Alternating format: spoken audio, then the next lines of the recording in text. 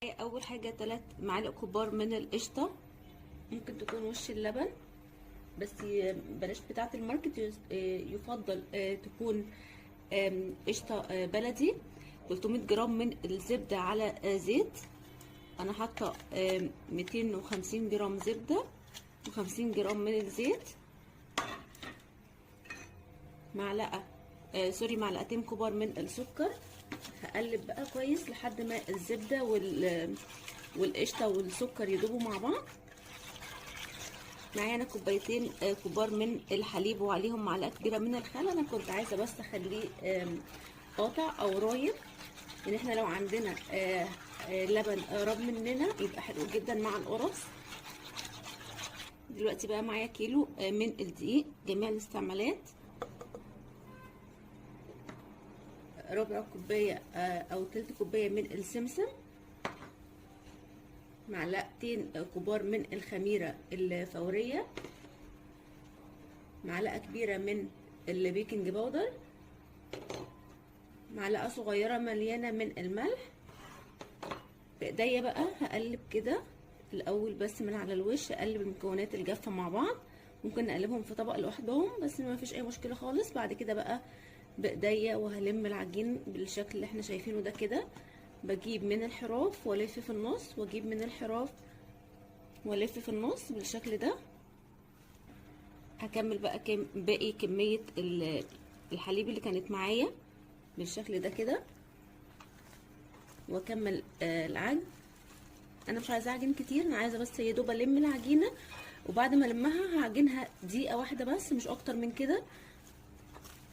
شايفين العجينه لمت معايا بكل سهوله ازاي؟ يعني زي ما قلنا كيلو دقيق هياخد كوبايتين كبار من الحليب بالشكل ده كده. ممكن لو عندنا زبادي ممكن نحط طبعا زبادي او لبن رايب زي ما قلت.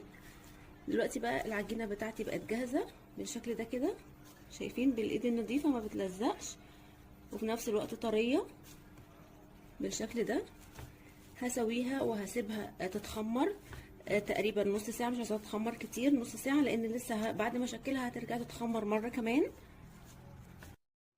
دلوقتي القرص بتاعتي بعد ما اتخمرت معايا بالشكل الجميل ده، شايفين بقى قد ايه هشه من جوه بالشكل ده كده كده اختمرت. هحاول بقى اخد القرصه كلها حجم بعض، كل القرصات بتاعتي، واخد القطعه والفها كده علشان تطلع معايا مدوره بالشكل ده كده، بالشكل ده. كمان واحده هاخد كده قطعه من العجينه بالشكل ده، الفها كده. دي كبيره شويه، اشيل منها حته مفيش اي مشكله خالص اهو بالشكل ده كده. دلوقتي عملت القرص بتاعتي بالشكل ده كده، تبطيطه بسيطه جدا بالشكل ده عشان لسه هتتخمر كمان. هسيبها تتخمر نص ساعه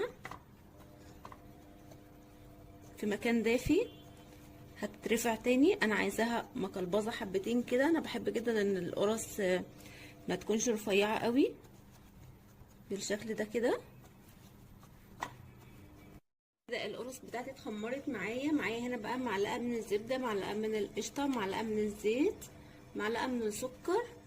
قلبتهم كويس جدا مع بعض. هدهن كده بالراحه بقى جدا وش القرص بتاعتنا. هي طبعا مش محتاجه بس يعني اللي هو ايه طعم زياده شويه بالشكل ده كده بالراحه عشان التخمير ما يروحش مني بالشكل ده. دلوقتي بقى انا مولعه الفرن بقالي تقريبا ربع ساعه. هحط فيه القرص بتاعتي على درجه حراره 200، على مش الرف اللي تحت خالص، لا اللي فوقه على طول. هتاخد تقريبا ربع ساعه. اول ما القعر يتحمر، لو الوش لسه ما اتحمرش هولع عليه الشوايه، لو اتحمر يبقى خلاص كده تمام. القرص بتاعتنا بقت جاهزه معانا بالشكل الجميل اللي احنا شايفينه ده كده. شايفين بقى